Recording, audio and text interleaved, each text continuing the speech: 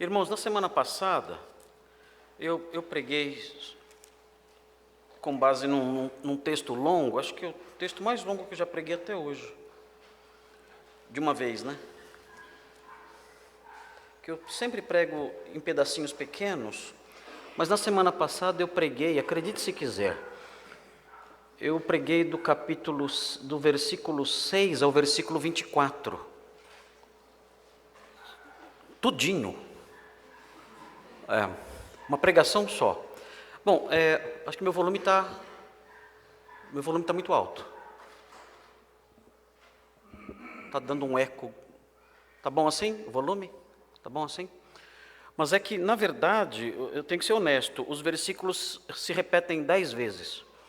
A mesma coisa, então foi fácil pregar porque há 10 repetições, então foi muito fácil correr assim. Mas eu deixei de falar um pedacinho, que eu queria falar sobre o texto da semana retrasada, né? Não foi semana passada, foi semana retrasada. Porque na semana passada eu fui buscar minha família no aeroporto, então não vim à igreja semana passada. E já estão aqui já, minha família, minha esposa, minhas filhas estão todas aí. Por isso que eu estou tão feliz hoje.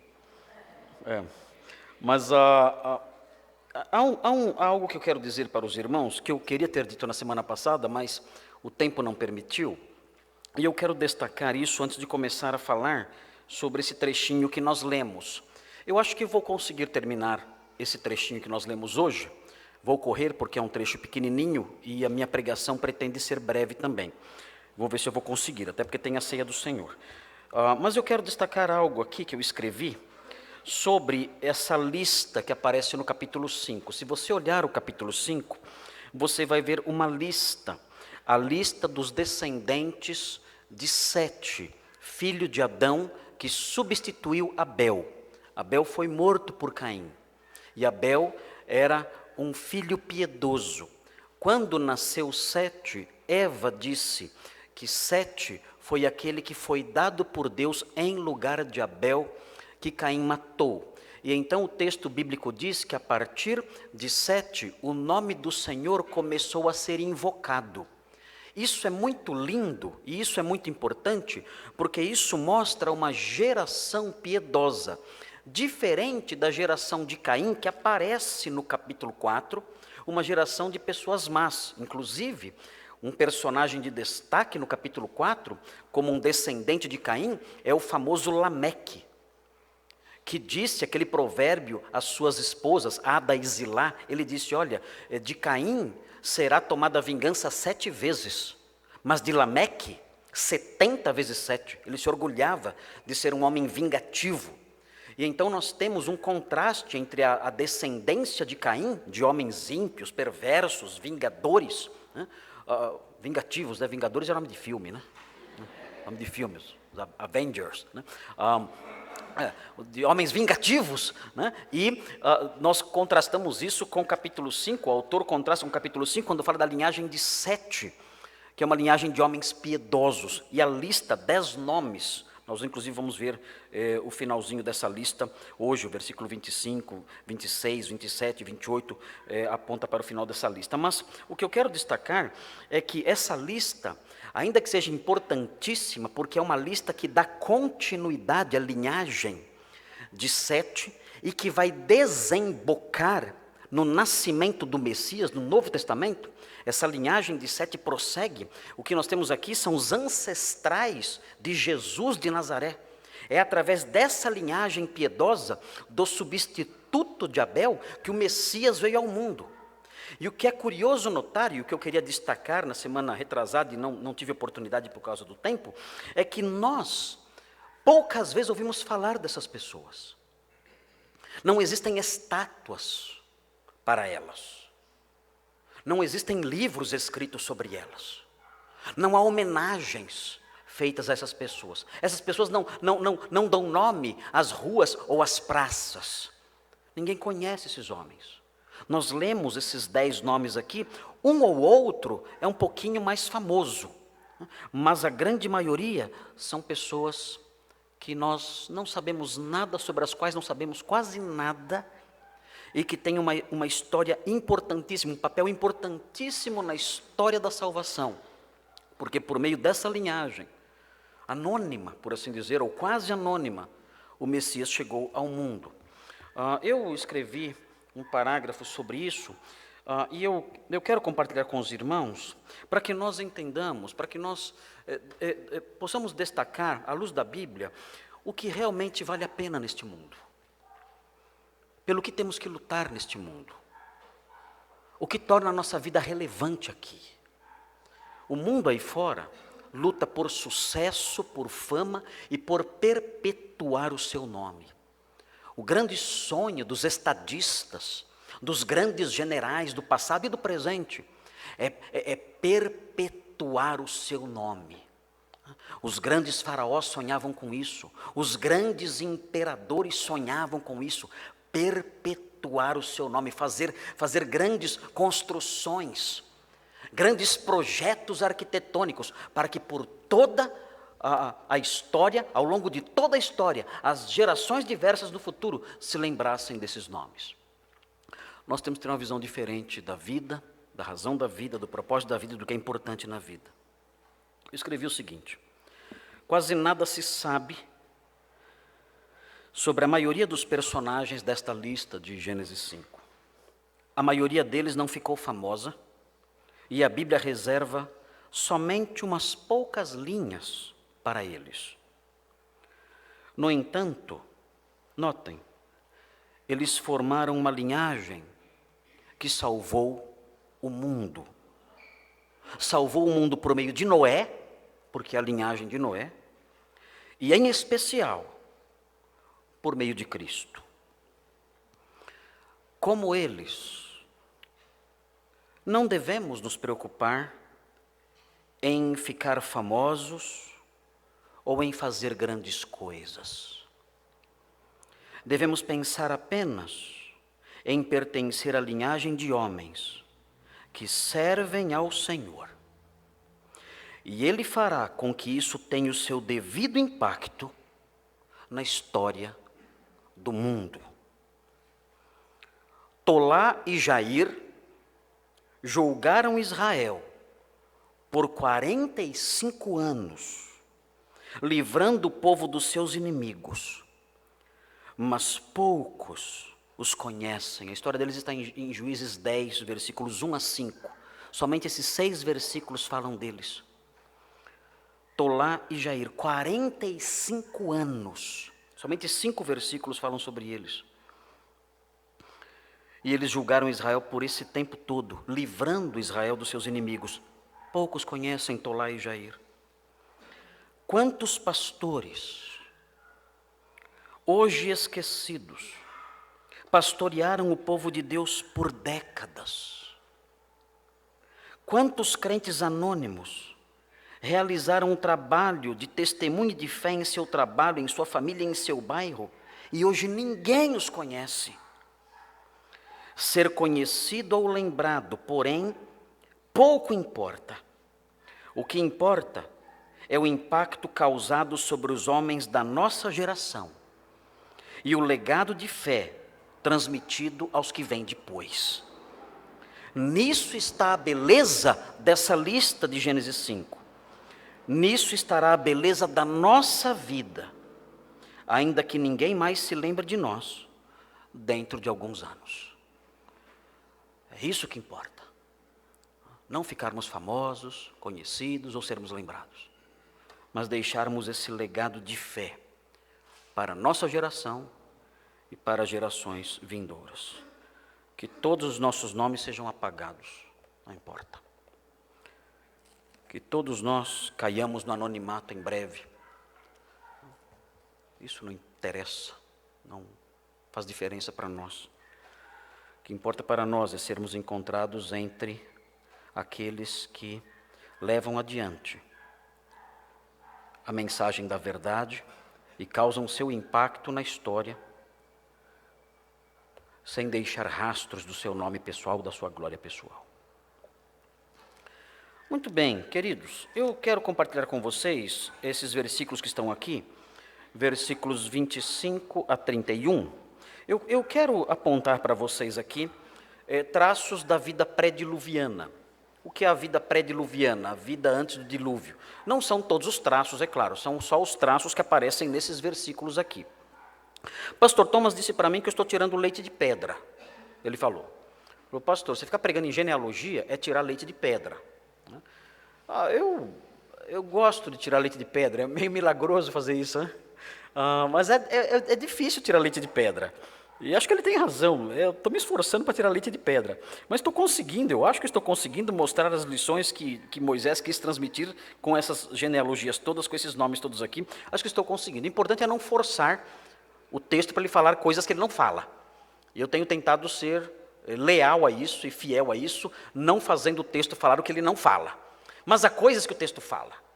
E as coisas que o texto fala, eu quero compartilhar com vocês. E tirar daquilo que o texto fala as lições relevantes para nós. E, olhando para esses versículos, os versículos 25 a 31, é possível tirarmos lições para nós, sim, sem fazer o texto falar o que ele não fala, deixando o texto falar por si só. E olhando para esses versículos, é possível descobrir alguns elementos, não todos os elementos, da vida pré-diluviana. E eu quero falar do o primeiro elemento, na realidade são elementos duplos que eu coloquei aqui, nos versículos 25 a 27 está o primeiro, e nos versículos 28 a 31 o segundo. Como era a vida antes do dilúvio? E vejam, nos versículos 25 a 27, é possível descobrir e perceber que a vida pré-diluviana era uma vida lenta e longa. Note bem, é o que o texto nos mostra aqui. Não dá para dizer muito mais do que isso à luz desse texto.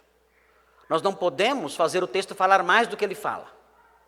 E o que esse texto fala, quando nós vemos esses versículos e outros que nós lemos na lista do capítulo 5, nós descobrimos isso. Que a vida pré-diluviana, antes do dilúvio, era uma vida lenta e longa. Notem o que diz o texto, versículo 25. Metusalém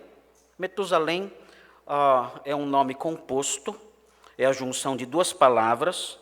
Metu significa homem, e Shelah é um significado incerto, pode significar arma, aquele objeto bélico. Pode ser um lugar, ou pode ser uma divindade. Então o nome pode significar homem de arma, ou homem de armas, aí seria no caso um guerreiro, ou um homem de uma cidade chamada Shelah, ou pode ser uma divindade chamada Shelah. Então homem do deus Shelah. Nós não sabemos ao certo o significado. Eu, como sou filho de policial, eu prefiro o primeiro, homem de armas. Eu gosto desse nome, mais adrenalina para mim, esse nome. Quando eu era garoto, meus brinquedos todos eram armas, todos. Mas eu não comprava, eu fazia as minhas armas. Eu tinha um arsenal em casa feito de pau. E matei todos os monstros possíveis e imagináveis. E quando o meu maior sonho era ter um rifle automático da Estrela.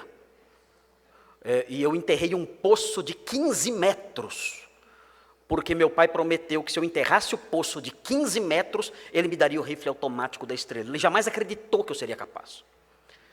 Eu enterrei um poço de 15 metros e ganhei o rifle automático. Depois eu perdi porque atirei nos meus irmãos. Mas eu gosto do nome Metusalém com esse significado. O rifle machucava. Eu não resisti à tentação. Tive que atirar neles e até hoje eles são traumatizados por causa disso. Mas enfim, Metusalém pode significar então homem de armas, ou de arma. E o texto diz que ele viveu 187 anos, até que então gerou o seu primeiro filho. E nesse aspecto é que nós percebemos que era uma vida lenta. Esse homem demorou 187 anos para gerar o seu primeiro filho, para gerar Lameque. Notem como a vida era lenta. Hoje, os homens têm seus primeiros filhos na faixa dos 30 anos, ou antes até. Mas Metusalém demorou 187 anos para ter seu primeiro filho. Mas notem, o texto prossegue no versículo 26 e diz assim: depois que gerou a Lameque, viveu Metusalém 782 anos e teve filhos e filhas. E no finalzinho, versículo 27, o texto fala que todos os seus dias foram 969 anos e morreu. Metusalém é o personagem que viveu mais tempo em toda a história bíblica. Não houve um personagem que viveu tanto tempo quanto ele. E nós temos então aqui diante de nós esse personagem de uma extrema longevidade. E esses dois versículos, o 26 e o 27, mostram então que além da vida ser uma vida lenta, também era uma vida longa. Notem bem, nós perdemos algo disso. Ganhamos de um lado e perdemos de outro. A nossa vida é uma vida rápida. As coisas da nossa vida acontecem mais depressa. Eu acho isso bom. Não sei o que vocês pensam disso. Mas a nossa vida tem uma velocidade maior. Nós conquistamos isso de algum modo. Nós conquistamos a capacidade de realizar as coisas com maior rapidez. Na antiguidade, a vida passava de forma lenta. As realizações eram demoradas. Nós não tínhamos, o homem não tinha condições de fazer com que a sua vida se processasse de modo mais rápido, realizando as coisas que queria realizar de modo mais rápido. Há pouco tempo atrás, quando eu era seminarista no Palavra da Vida, eu me lembro do tempo que eu gastava para escrever uma monografia de 10 páginas, usando máquina de escrever. E eu gastava 6 meses para fazer uma monografia de 10 páginas, juntando todo o tempo de pesquisa. Hoje eu escrevo coisas assim em poucos dias, por causa da facilidade que nós temos. Nossa vida é uma vida rápida. Mas, por outro lado, se a nossa vida não é mais lenta, ela se tornou uma vida rápida, porém breve. A nossa vida é curta. E isso aponta para o fato de que, de um modo ou de outro, não importa se estamos falando da época pré-diluviana ou pós-diluviana, a grande realidade é que, de alguma forma, a vida humana perdeu com o pecado.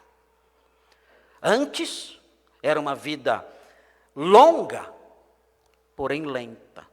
Hoje, é uma vida rápida, porém breve. E assim nós perdemos com o advento do pecado. Nós percebemos isso. Nós olhamos para versículos como esse, ficamos impressionados. Que maravilha isso, viver 969 anos. Porém, existiam essas limitações por causa do pecado. E nós enfrentamos limitações talvez maiores por causa do pecado. E perdemos essa longevidade. Por isso, por causa disso, quando nós olhamos para esses 3 versículos e contrastamos esses 3 versículos com a nossa realidade, isso nos remete para um texto muito importante, que eu gostaria que os irmãos observassem, que é o Salmo 90. No Salmo 90, nós nos deparamos com uma concepção de vida que lida com a realidade tal como ela é agora, não como ela era no período pré-diluviano. No período pré-diluviano, a vida era lenta e longa. Hoje, ela é rápida e breve. E o Salmo 90 nos ajuda a enxergar isso e a adotar uma postura diante disso. Vejam o Salmo 90, é um salmo escrito por Moisés, o mesmo autor do livro de Gênesis. O texto diz assim no Salmo 90, se você olhar o versículo 5 e o versículo 6... Veja a perspectiva atual da vida, em contraste com Gênesis 5. Diz assim: tu os arrastas numa torrente, são os anos. Os anos são levados depressa, é rápido. São como um sono, como a relva que floresce de madrugada. De madrugada viceja e floresce, à tarde murcha e seca. Aqui a vida humana é comparada com a relva, com uma erva, que tem o seu vigor, tem o seu viço, mas é breve, passa depressa, se esvai. Nós vemos o versículo 9 e o versículo 10, diz assim: pois todos os nossos dias se passam na tua ira, acabam-se os nossos anos como um breve pensamento. Versículo 10, os dias da nossa vida sobem a 70 anos, ou em havendo vigor, a 80. Neste caso, o melhor deles é canseira e enfado, porque tudo passa rapidamente e nós voamos. Essa é a grande realidade. Nós chegamos a uma fase da nossa vida em que percebemos que tudo passou depressa demais, muito rápido. Eu vejo os casais da nossa igreja com bebês, e eu digo a eles: olha, eu escutava essa frase quando tinha a sua idade e achava que era brincadeira, mas olha, aproveite agora, aproveite essa fase do bebê, porque eles vão crescer depressa, e quando você olhar, essa menininha vai entrar na porta da sala e falar: pai, me dá dinheiro para comprar batom? O quê? Você olha e você vê um bebezinho dizendo: papai, quero dinheiro para comprar batom. Você vê isso. Mas essa figura não existe mais. É uma mulher na sua frente. Uma mulher na sua frente, com problemas de um adulto. E aquela moça, aquela mulher, chamando você de papai. É um trauma isso. O quê? Do que essa mulher me chamou? Essa mulher te chamou de papai. E isso aconteceu tão rápido, tão depressa. O tempo passou tão depressa e nós não vimos. Ele nos escorreu pelos dedos. Não tivemos o que fazer. Se escorreu pelos nossos dedos. Hoje nós vamos apresentar um bebê aqui, do Arquimedes e da Marcela. Vamos apresentar aqui na frente hoje. Arquimedes e Marcela, olha, aproveitem o máximo, cada segundinho. Porque um dia esse menino vai chegar e falar assim: ô coroa, cadê a chave do carro? Vai ser depressa, vai acontecer rápido. Quando você menos esperar, isso vai acontecer. A vida passa depressa e nós voamos. A experiência do homem pré-diluviano era de uma vida longa, porém lenta. A nossa é rápida, porém breve. Ela passa depressa. Nós envelhecemos, o tempo passa. Eu olho para a minha vida. Eu tenho 53 anos. Estou segurando 53 até julho. Eu não falo que tenho 54. Em julho é 54.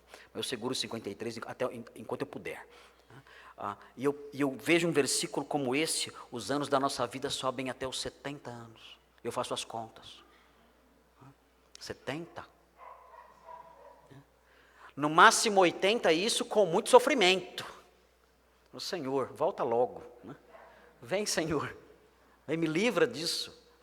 Mas é assim que a coisa. A minha filha mais novinha tem 14 anos. A Sofia tem 14 anos. Eu ainda acredito que ela está usando fraldas. Mas ela tem 14 anos. Ela fala assim para mim: pai, nada a ver. Ela fala isso para mim. Uma criancinha não fala isso para o pai. Ela é adolescente agora. Ela fala: pai, nada a ver. Viajou. Olha. O que é isso? O tempo passa. E nós voamos. Mas o Salmo 90, contrastando a nossa vida com a vida pré-diluviana, lenta e longa, e a nossa breve, rápida, ele nos dá uma lição importante. Essa lição está no versículo 12. O texto diz assim: ensina-nos a contar os nossos dias, para que alcancemos coração sábio. Eu nunca entendi esse versículo direito. Ensina-nos a contar os nossos dias, para que alcancemos coração sábio. O que significa isso? Como é que eu coloco isso na prática? Como é que eu conto os meus dias e então alcanço um coração sábio? Eu transcrevi aqui, nas minhas anotações, uma tradução de uma Bíblia nova que saiu. Eu participei da equipe de tradução dessa Bíblia. É uma Bíblia chamada Nova Versão Transformadora, NVT, Nova Versão Transformadora. E é interessante notar o modo como nessa Bíblia ficou a tradução desse versículo, porque é uma tradução explicativa. Ele diz o seguinte: ajuda-nos, é o sentido desse versículo, que eu quero transmitir para os irmãos. Diz assim: ajuda-nos a entender como a vida é breve. É isso que significa contar os nossos dias. É entender como a vida é breve. Nós não vamos viver aqui para sempre. Ajuda-nos a entender como a vida é breve. E aí prossegue o texto dizendo: para que vivamos com sabedoria. Se eu tiver consciência de que a minha vida é breve, de que a experiência de Metusalém passou, e não experimentamos mais isso, se eu tiver consciência disso, eu viverei uma vida sábia. Eu fico impressionado quando eu olho a televisão, assisto televisão, e eu vejo homens idosos roubando bilhões. E eu penso, o que eles vão fazer com tanto dinheiro? Aos 70 anos de idade. Eles não vão ter nem tempo de gastar isso. Mas parece que eles não entendem. Parece que eles pensam que a vida vai perdurar por 500 anos, 1000 anos. Eles não entendem que a vida é breve. E que tudo aquilo que eles roubaram, tudo aquilo que eles obtiveram fraudulentamente, tudo aquilo não vale a pena, porque ficará para trás. Eles perderam a sabedoria porque não entenderam que a vida é breve. Mas o Salmo diz: ajuda-nos a entender como a vida é breve, para que vivamos com sabedoria.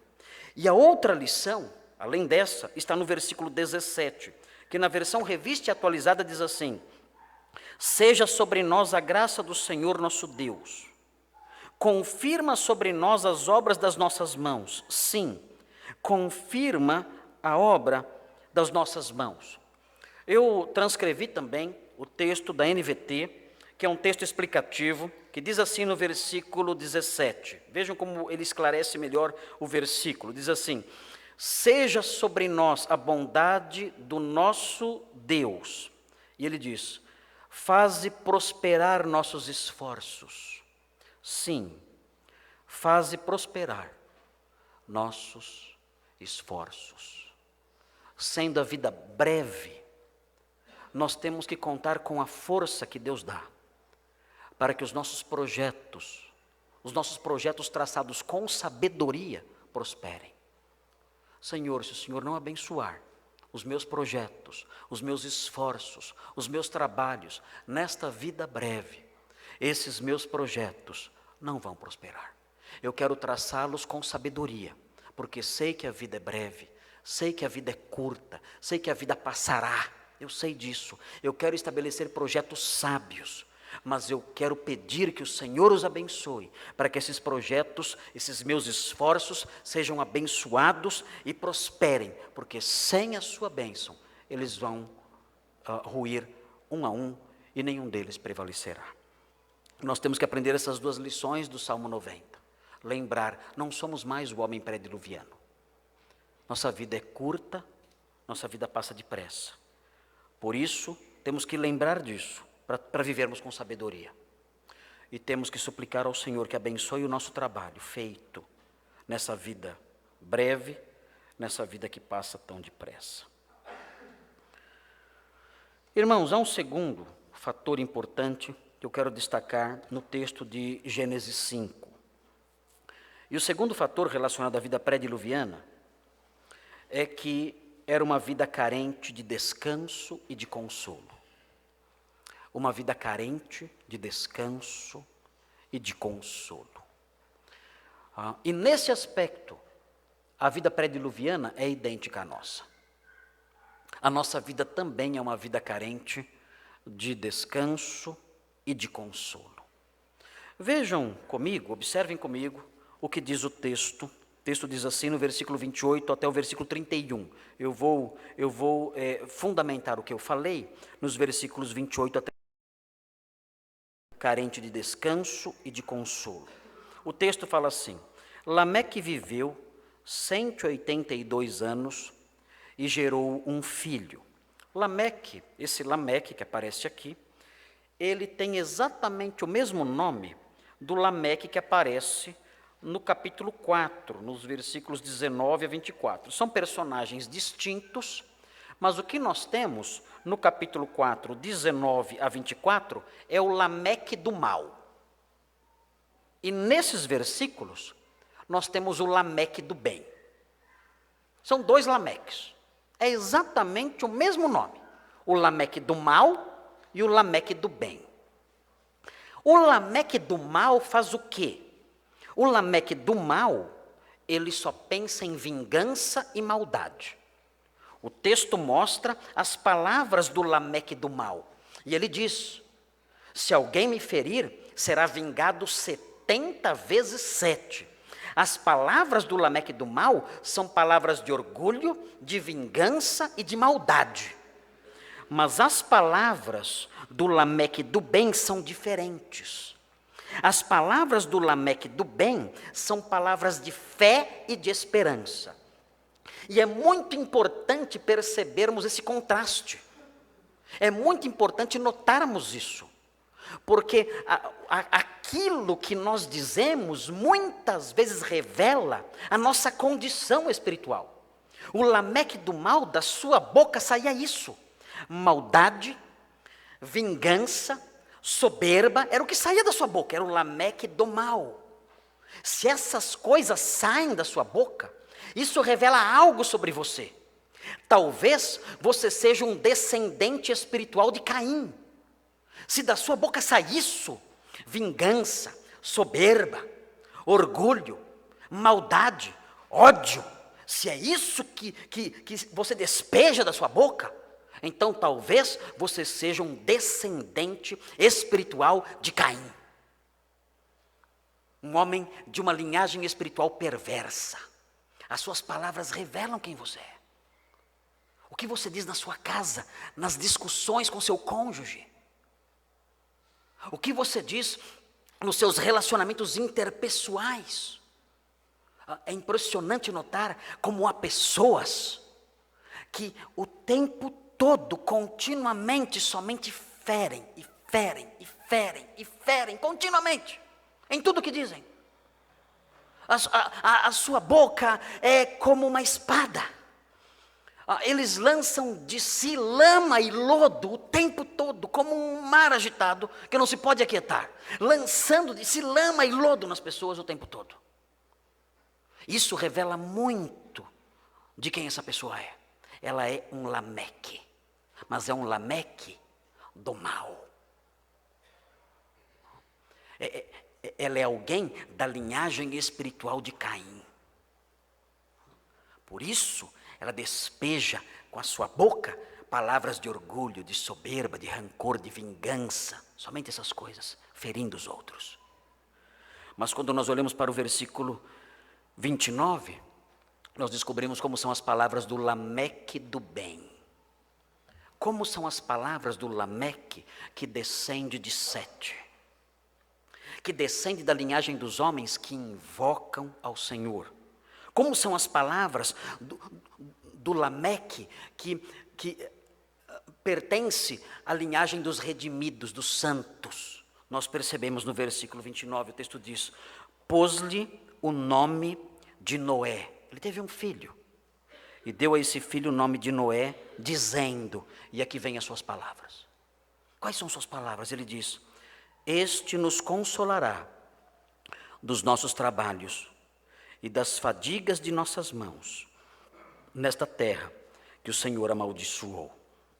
Estas palavras são palavras de fé e de esperança. Assim são as palavras dos descendentes de Sete, dos homens que invocam o Senhor. São palavras de fé e de esperança. há isso no coração deles. E porque existe fé e esperança no coração deles, as palavras deles são palavras de fé e de esperança. Observemos com atenção essas palavras. O texto diz, pôs-lhe o nome de Noé, dizendo, este nos consolará. Por que Noé evoca essa ideia de consolo? O nome Noé evoca duas ideias. A ideia de conforto e de descanso. Lameque colocou esse nome em Noé, demonstrando aí a sua expectativa de descanso e de conforto. De descanso e de conforto em relação a quê? Se os irmãos olharem a sequência, verão. Este nos consolará dos nossos trabalhos. É disso que ele está falando. Ele não está falando de descanso ou consolo de problemas comuns da vida, problemas emocionais ou coisas assim. Ele está falando de descanso, de consolo, de trabalhos e fadigas na terra. Vejam, ele nos consolará dos nossos trabalhos e das fadigas das nossas mãos, nesta terra que o Senhor amaldiçoou. Ele diz, Noé vai nos trazer consolo, vai nos trazer descanso, porque essa terra, da qual nós tiramos o nosso sustento, é uma terra amaldiçoada por Deus. E essa terra amaldiçoada por Deus não dá o seu sustento para nós. É difícil tirar o sustento dela. Por que é difícil tirar o sustento dela? Porque é uma terra amaldiçoada. A terra em que nós vivemos, esta terra em que nós vivemos, é uma terra amaldiçoada por Deus. Deus a amaldiçoou. E é por isso que é difícil tirar o nosso sustento dela. Tudo que nós comemos, tudo que nós precisamos para sobreviver, sai dessa terra. E essa terra nos concede isso com dificuldades. Por isso a vida é dura, por isso é difícil conseguir as coisas. Nós temos que trabalhar para conquistar as coisas, porque as coisas não são de graça. Por isso temos que trabalhar tanto para comprar as coisas, para comprar o alimento, porque eles não são de graça. E não são de graça porque é difícil arrancá-los da terra. E por que é difícil arrancar o sustento da terra? Porque a terra foi amaldiçoada por Deus. Esse é o problema que enfrentamos. E isso nos cansa. Nós podemos não trabalhar na terra, mas temos que adquirir os bens da terra. E os bens da terra são caros. E temos então que suar para arrancá-los, para tê-los conosco, para nos sustentar. O Senhor amaldiçoou a terra em Gênesis 3. Diz assim o versículo 17 de 3, capítulo 3, 17, fala assim. E a Adão disse, 3,17, visto que atendeste à voz de tua mulher, e comeste da árvore que eu te ordenara não comesses, maldita é a terra por tua causa, diz o Senhor aqui. E ele prossegue, em fadigas obterás dela o sustento durante os dias da tua vida. Ela produzirá também cardos e abrolhos, e tu comerás a erva do campo, com dificuldades. E como eu disse, nós também sofremos, mesmo não trabalhando, a nossa igreja não há pessoas, não há lavradores aqui. Mas nós dependemos da terra, e a terra produz pouco, com dificuldades. Isso faz com que o preço seja alto, temos que trabalhar bastante para conseguir. Quem dera a terra produzisse aos montes, como mato. Então tiraríamos o nosso sustento gratuitamente. Já perceberam como o mato nasce de monte? De monte. Mato, cardos, abrolhos, pragas, isso tem de monte. Mas tente tirar o sustento da terra. Isso é difícil. É muito difícil. A terra não produz. Ela é lenta para produzir. E por isso as coisas são caras e difíceis de se obter. Mas Lameque disse o seguinte, esse homem, Noé, vai nos trazer descanso desses trabalhos. É uma boa esperança. Noé vai nos trazer descanso. Essa terra que Deus amaldiçoou, Noé vai nos livrar de todo o trabalho que ela nos dá. A expectativa de Lameque se cumpriu? Sim ou não? O que vocês acham? Não. A expectativa de Noé, ou de Lameque, não se cumpriu. É bonito ver na mente de Lameque a percepção de que algo estava errado. É interessante notar isso. Os homens da descendência espiritual de Sete não estão contentes com este mundo. Não estão satisfeitos com este mundo. Eles sabem que tem algo errado aqui. Mas notem bem, muitos incrédulos também percebem que tem algo errado aqui. Perceber que tem algo errado aqui não é um privilégio só dos homens espirituais. Mas o que é interessante em Lameque é que ele sabe de algumas coisas a mais, que os homens sem Deus não sabem. Primeiro, ele sabe por que existe algo de errado aqui. Ele se lembra do Éden. Deus amaldiçoou a terra. Ele sabe que não é um mero problema ecológico. Ele sabe que não é um mero problema social ou econômico. Ele sabe onde estão as raízes do problema. Ele sabe que as raízes do problema estão no jardim do Éden, na queda do homem. Ele sabe disso. O homem espiritual reconhece isso. E mais, o homem sem Deus vê o problema, sabe que há algo errado aqui, mas não sabe onde isso vai parar, onde isso vai dar. Mas o homem espiritual, Lameque, o Lameque do bem, ele sabe. Ele se lembra da promessa de 3,15. Ele se lembra da promessa da semente que esmagaria a cabeça da serpente e anularia todas as maldições e traria livramento e redenção. Ele sabe onde vai parar. Nós que somos os Lameques do bem, nós que somos os descendentes espirituais de Sete, nós que somos os homens que invocam ao Senhor, nós temos essa visão de mundo. A nossa visão de mundo é diferente. Nós percebemos que algo está errado. Percebemos que esse universo não está bem, que esta terra não está bem, que há algo errado aqui onde vivemos. Mas não somente isso, nós sabemos por que há algo errado aqui. Sabemos o que aconteceu lá atrás. O pecado entrou no mundo, destruiu tudo, trouxe infelicidade, maldição sobre este mundo. E sabemos também o que vai acontecer, temos esperança. Nós sabemos um dia, alguém nos dará descanso dos trabalhos que realizamos nesta terra, amaldiçoada por Deus. Nós sabemos disso. Por isso somos homens diferentes. Nós sabemos o porquê e sabemos onde chegaremos. Temos esperança no coração, temos conhecimento no coração e temos esperança no coração. Sabemos que um dia nossas mãos vão descansar. Sabemos que um dia todo o nosso suor será enxugado.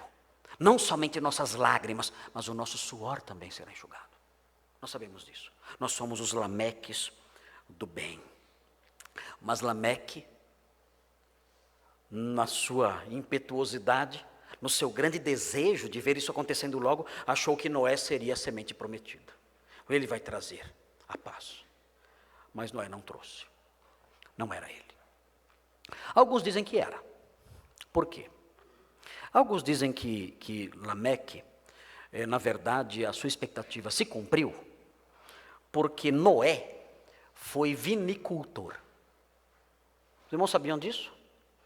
Que Noé foi o primeiro a plantar uma vinha e também foi o primeiro bêbado da história. Sabiam disso? Nós aprendemos em Gênesis que, em 9:20, que Noé plantou uma vinha. Sendo Noé lavrador, passou a plantar uma vinha. Aí, lendo esse versículo, alguns falam assim, tá vendo? Ele desenvolveu técnicas de agricultura. E aí aliviou o homem da maldição. Eu pessoalmente acho que isso é forçar muito a barra. É forçar muito a barra. Não acredito que esse texto aqui, de 9:20, cumpra a expectativa de Lameque. Pelo contrário, nós sabemos que o sofrimento dos lavradores para tirar da terra alguma coisa. Mas, em certo sentido, é possível dizer que Noé, de alguma forma, cumpriu a expectativa de Lameque. Por quê? Porque através de Noé, ele deu continuidade à linhagem do Messias que traria o descanso da terra. Com isso, os irmãos vão concordar comigo. Todos os homens, toda a humanidade foi destruída no dilúvio, que é mencionado no capítulo 6. Todos morreram. Mas Noé deu sequência à linhagem. Que linhagem? A linhagem de Sete, que vai chegar no Messias. E esse Messias vai cumprir a expectativa de Lameque. Esse Messias vai dar descanso para nós de todos os trabalhos que realizamos nessa terra que Deus amaldiçoou. Eu gosto muito dessa parte da teologia. Eu gosto muito de lembrar que o Senhor Jesus vai nos dar descanso dos nossos trabalhos. Gosto muito. É bom saber que o Senhor um dia virá aqui, nesta terra amaldiçoada, e cancelará a maldição de Gênesis 3. E então essa terra, livre de maldição, será um novo jardim do Éden. É o que nós chamamos de o reino de Cristo. Alguns chamam de o reino milenar de Cristo. Se os irmãos olharem em Gênesis, no capítulo 49, observem esse texto, Gênesis 49, há uma figura aqui extraordinária. É uma figura que nós não notamos muitas vezes. Eu já preguei sobre ela, mas os irmãos já esqueceram. Gênesis 49, versículos 10 a 12. É um texto muito lindo. E eu quero que os irmãos observem aqui o que vai acontecer quando a semente de Gênesis 3,15 estabelecer o seu reino neste mundo. Veja o que diz o texto aqui. Gênesis 49, são profecias de Jacó em relação aos seus filhos. Ele diz no capítulo 49, versículo 10, o cetro não se arredará de Judá. Jesus é de que tribo? Tribo de Judá. Está dizendo, o cetro não se apartará de Judá, ou seja, em Judá haverá um reino. Em Judá haverá um rei, e esse rei será para sempre. O cetro não vai se afastar dele. E ele prossegue, nem o bastão de entre seus pés, até que venha Siló. Siló é uma expressão messiânica, significa aquele relacionado à paz. Parece que nós temos aqui uma alusão ao Messias que viria, até que venha Siló. E aí o texto diz no finalzinho, e a ele, a este Siló, obedecerão os povos. Será um reino mundial, um reino universal. É o reino de Deus universal, esse é o verdadeiro. Esse é o verdadeiro, o universal reino de Deus, este aqui. Siló virá. E ele é de Judá, que tem um cetro perpétuo. E ele reinará sobre todas as nações, todos os povos. Agora notem o que vem a seguir. Isso é muito lindo, eu fico até emocionado quando eu falo. Ele diz assim, ele amarrará. Eu fico emocionado com isso aqui. Ele amarrará o seu jumentinho à vide. E o filho da sua jumenta, a videira mais excelente. O que ele está dizendo aqui? O que significa isso? Esse rei, notem, em primeiro lugar, esse rei é um rei humilde e manso. Ele não anda num corcel. Não. Ele não anda num cavalo árabe, não. Ele tem um jumentinho. E o que ele faz com o jumentinho? O texto diz que ele amarra o jumentinho à vide. Como assim? Que ideia é essa?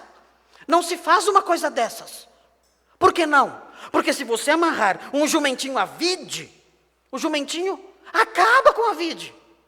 Ele come a vide toda.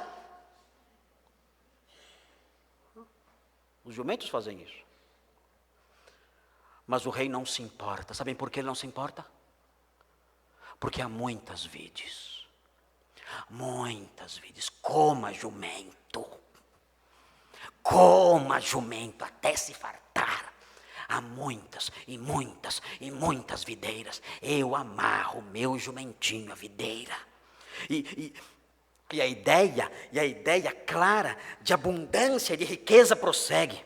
O texto diz, lavará, vejam a riqueza desse tempo, vejam a riqueza desse reino. Ele lavará as suas vestes no vinho e a sua capa em sangue de uvas, muita abundância. Vinho será como água. E prossegue, os seus olhos serão cintilantes de vinho, abundância, e os dentes brancos de leite, riqueza, fartura. Esse será o reino do Messias. Este rei livra a terra da maldição de Gênesis 3,15. Agora há abundância. Agora a terra produz aos montes, aos milhões, aos milhares. É o reinado do Messias que afasta da terra a maldição do Éden. Isso é extraordinário ver aqui em Gênesis 49. Há pessoas que espiritualizam isso e o jumento vira não sei o quê. Eu não sei no que transforma um jumento quando espiritualizam esse texto. Mas o fato é o seguinte, jumento é jumento. E não precisa ser um jumento para entender isso. É simples. Ele fará isso. Ele amarrará o seu jumento à videira mais excelente. E será um rei que reinará num mundo de fartura e de abundância, livre de maldições. E outras passagens bíblicas falam sobre isso. Nós sonhamos com esse dia, com esse reino maravilhoso. É o sonho de Lameque. Nós temos o sonho de Lameque. O nosso sonho é o sonho do Lameque do bem. O sonho do Lameque do mal era vingança, vingança, vingança, ódio, morte. O sonho do Lameque do bem é com este mundo transformado, livre da maldição, vivendo sob o cetro adorável do Messias. Vejam o que diz Isaías 35, falando sobre essa criação redimida. O texto diz em Isaías 35, o texto maravilhoso que nós podemos encontrar aqui, nas páginas do Antigo Testamento. Vejam o que diz aqui. Os irmãos acompanhem, vou acabar logo aqui. O texto diz assim, falando sobre o reino do Messias. Observem, versículos 1 e 2. O deserto e a terra se alegrarão. O deserto e a terra se alegrarão. O ermo exultará e florescerá. Como Narciso, não haverá desertos. Florescerá abundantemente, diz o texto. Jubilará de alegria e exultará. Deu-se-lhes a glória do Líbano. O Líbano era uma grande floresta, riquíssima. O deserto vai virar um Líbano. O esplendor do Carmelo e de Saron. Eles verão a glória do Senhor, o esplendor do nosso Deus. Não haverá mais terra morta, mas sim grandes florestas, gigantescas florestas, a terra livre da maldição. Vejam o capítulo 55 de Isaías, vire as páginas da Bíblia. Esse é o sonho de Lameque, esse é o sonho do Lameque do bem. Nós somos herdeiros do sonho de Lameque, do Lameque do bem. Vejam o que diz 55, Isaías 55, 13. E aqui nós vemos a quebra fatal da maldição do Éden, que trouxe cardos e abrolhos. Mas vejam o que diz aqui, o texto diz assim, em lugar do espinheiro, 55, 13. Em lugar do espinheiro, crescerá o cipreste. Não há mais cardos e abrolhos. Em lugar do espinheiro, crescerá cipreste. Em lugar da sarça, crescerá a murta. E será isso glória para o Senhor e memorial eterno, que jamais será extinto. É o reino livre de maldição. Os irmãos devem observar também Ezequiel 47, o sonho de Lameque. Ezequiel 47, vire as páginas da Bíblia, caminhe um pouquinho mais, seja um pouco mais paciente comigo, e veja aí mais um texto, mais alguns versículos apenas, que narram como será o sonho de Lameque quando concretizado. Ezequiel 47, aliás, os capítulos 40 a 48 de Ezequiel são espiritualizados por alguns pastores. Eu creio que tudo isso aqui vai acontecer de modo literal. Os capítulos 40 a 48 são até evitados por alguns pastores que não acreditam nessas coisas. Dizem que nada disso vai se cumprir. Dizem que isso vai se cumprir de modo espiritual, ou que já se cumpriu de modo espiritual agora. Mas isso é uma grande tolice, não há como isso acontecer de modo espiritual agora, não há como espiritualizar essas descrições. O texto diz em Ezequiel 47:6, veja aí o versículo 6, 47:6. E me disse, viste isto, filho do homem? Então me levou e me tornou a trazer à margem do rio. O texto diz que é um rio que sairá de Jerusalém durante o reino. Haverá um rio saindo, não há um rio em Jerusalém hoje. Mas o texto diz que no reino messiânico haverá um rio saindo de Jerusalém. É sobre isso que fala o capítulo 47. E vejam a sequência, o que vai acontecer ao redor desse rio. Me tornou a trazer à margem do rio. Tendo eu voltado, eis que à margem do rio havia grande abundância de árvores, de um e de outro lado. Então me disse, estas águas saem para a região oriental, e descem a campina, e entram no Mar Morto. No Mar Morto? Sim, já ouviu falar do Mar Morto? O Mar Morto é morto. Não há vida lá. Não há vida lá. Só insetos. É uma água grossa, cheia de sal. Não há vida ali. Mas veja o que vai acontecer com o Mar Morto. Observem. E entram no Mar Morto, cujas águas ficarão saudáveis. É a destruição da maldição, é o fim da maldição. Vejam, versículo 9. Toda criatura vivente que vive em enxames viverá por onde quer que passe este rio. E haverá muitíssimo peixe. Os pescadores vão gostar, hein? Os pescadores aqui da igreja não vão precisar mais ir no pesqueiro. Custa caro. Não, é de graça agora. Grandes peixes, milhares, milhões de peixes. Abundância. E aonde chegarem estas águas, tornarão saudáveis as do mar, e tudo viverá por onde quer que passe este rio. Junto a ele se acharão pescadores, desde Engedi até em Eglaim. Haverá lugar para se estenderem redes. O seu peixe, segundo as suas espécies, será como o peixe do mar grande, em multidão excessiva. Mas os seus charcos e os seus pântanos não serão feitos saudáveis, serão deixados para o sal, porque peixe sem sal ninguém merece. Precisa de sal. Junto ao rio, as ribanceiras de um e de outro lado, nascerá toda sorte de árvore que dá fruto para se comer. Não fenecerá sua folha, nem faltará o seu fruto. Nos seus meses produzirá novos frutos, porque as suas águas saem do santuário. O seu fruto servirá de alimento, e a sua folha de remédio. Abundância é o fim da maldição, é o sonho de Lameque. O apóstolo Paulo, em Romanos 8, afirma que a criatura aguarda o dia da redenção. Romanos 8, 19, o texto diz: a ardente expectativa da criação aguarda a revelação dos filhos de Deus. É a expectativa de uma criação que geme, pois a criação está sujeita à vaidade, não voluntariamente, mas por causa daquele que a sujeitou, na esperança de que a própria criação será redimida do cativeiro da corrupção, para a liberdade da glória dos filhos de Deus. Porque sabemos que toda a criação a um só tempo geme e suporta angústias até agora. Mas isso vai acabar. Por quê? Porque o sonho de Lameque vai se cumprir. Noé não cumpriu esse sonho, mas Deus abençoou Noé e fez com que Noé desse continuidade à linhagem messiânica, até que nascesse o Messias, que um dia reinará e cumprirá o sonho, a expectativa de Lameque. É curioso que essa esperança de Lameque sempre esteve presente no coração dos homens. Há um teólogo do passado chamado Pápias. Alguns falam Papias, outros falam Pápias. Pápias ou Papias de Herápolis. E esse homem, Pápias de Herápolis, ele escreveu no ano 130. E ele conheceu João. Ele conheceu o apóstolo João. João foi o último apóstolo a morrer. Ele conheceu.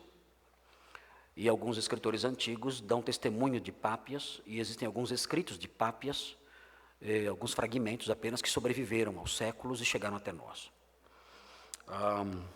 Eu vou ler um pedacinho do que Pápias escreveu, no ano 130 da era cristã, quando ele expressa a sua esperança no sonho de Lameque, no sonho do Lameque do bem. Ele é um pouco exagerado, eu acho, mas é uma esperança muito forte, viva, linda, e ele então descreve isso de maneira extraordinária. Ele diz que nos seus contatos com pessoas que conheceram os apóstolos, eles narravam palavras de Jesus que não foram transmitidas nos evangelhos. Isso é muito difícil avaliar isso, mas de qualquer modo, ele fala que essas palavras são de Jesus. Eu não acredito que sejam de Jesus. Talvez Jesus tenha dito coisas semelhantes e com o passar do tempo, por causa da corrupção da própria tradição oral, isso foi sendo exagerado, não sei. Mas enfim, de qualquer modo, isso aqui reflete a esperança da geração pós-apostólica. Dizem que Jesus disse o seguinte: haverá dias em que nascerão vinhas que terão cada uma 10.000 videiras. Cada videira terá 10.000 ramos. Cada ramo terá 1.000 galhos. Cada galho terá 1.000 cachos. E cada cacho terá 10.000 uvas. E cada uva espremida renderá 25 litros de vinho.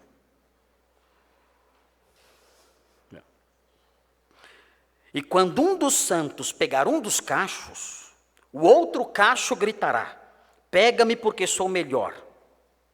E por meu intermédio bendize o Senhor. Da mesma forma, um grão de trigo produzirá 10.000 espigas. E cada espiga dará 10.000 grãos. Cada grão dará 10 libras de farinha branca e limpa. Também os outros frutos, sementes e ervas produzirão nessa mesma proporção. E todos os animais que se alimentam dos alimentos dessa terra se tornarão pacíficos e viverão em harmonia entre si, submetendo-se aos homens sem qualquer relutância. Pápias dizia que Jesus disse isso. E, segundo Pápias, João dizia que Judas não acreditava nisso. Judas dizia: como essas coisas se realizarão? Judas era amilenista. E o Senhor respondeu: verão aqueles que chegarem a esses tempos. Estes serão os tempos preditos pelo profeta Isaías. O lobo habitará com o cordeiro. Ele prossegue. O que eu quero dizer com isso é que os homens de Deus, eles têm o sonho de Lameque. Eles aguardam o dia da redenção do universo, da redenção da terra. Porque o Messias já veio. E nós aguardamos apenas que essa expectativa messiânica, guardada no coração de Lameque, de todos os profetas, um dia se cumpra. Nós damos as mãos para Lameque, ficamos ao lado dele, formamos com ele uma unidade, aguardando o dia em que essas coisas vão se cumprir. Queridos, eis aí as lições que podemos extrair desses versículos que estão aqui. O texto diz que Noé gerou filhos e filhas. Esses filhos e filhas de Noé, nós conhecemos apenas 3, Sem, Cão e Jafé. Os outros, tudo indica, perecerão no dilúvio.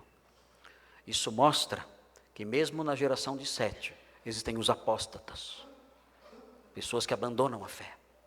Pessoas que amam o mundo mais do que a verdade. Isso aconteceu na família de Noé. Ele teve filhos e filhas, mas somente 3 deles sobreviveram ao dilúvio.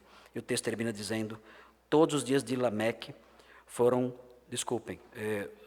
eu me referia aos filhos de Lameque, não de Noé. Noé teve filhos depois, mas os filhos de Lameque, nenhum deles sobreviveu, a não ser Noé apenas. Os outros filhos de Lameque morreram, certamente, no dilúvio. Noé teve somente 3 filhos. E o versículo 31 diz: todos os dias de Lameque foram 777 anos, e morreu. Por quê?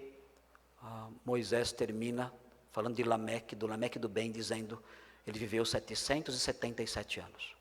Primeiro, porque isso aconteceu de fato. Mas segundo, porque isso tem um efeito literário especial. Ele diz, lembram do Lameque do mal? Os 70 vezes 7 do mal. O Lameque do bem é 777. Mas não é algo que evoca vingança. É algo que evoca vida. Há um grande contraste entre os setes do Lameque do mal e os setes do Lameque do bem. Os setes do Lameque do mal são vingança.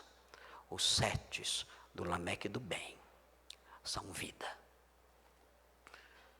Que tipo de Lameque você é? Você tem a esperança do Lameque do bem? Ou o rancor, a vingança, o peso, a amargura do Lameque do mal? O Lameque do mal não tinha esperança messiânica. O Lameque do bem tinha esperança messiânica. Os homens de hoje se assemelham a isso. Os Lameques do mal não creem no Messias, rejeitam o Messias e por isso seu coração é pesado e cheio de maldade.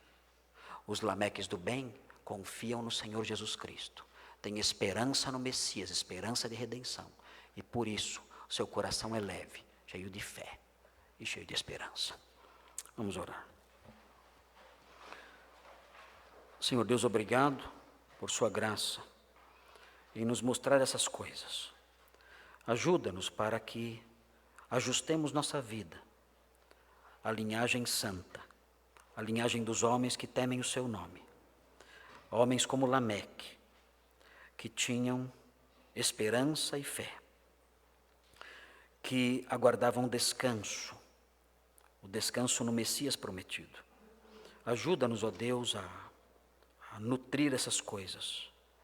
Ajuda-nos a olharmos para o Messias como Lameque olhou, a ter a expectativa de redenção como ele teve, e a caminharmos neste mundo tendo essa esperança, para que não caiamos no desespero, pois a nossa vida aqui é breve, é curta demais, e nós queremos, ó Deus, vivê-la na esperança do nosso Redentor, que um dia nos livrará de toda maldição, aqui e no além. Nós pedimos isso, gratos, em nome de Jesus. Amém. Irmãos, vamos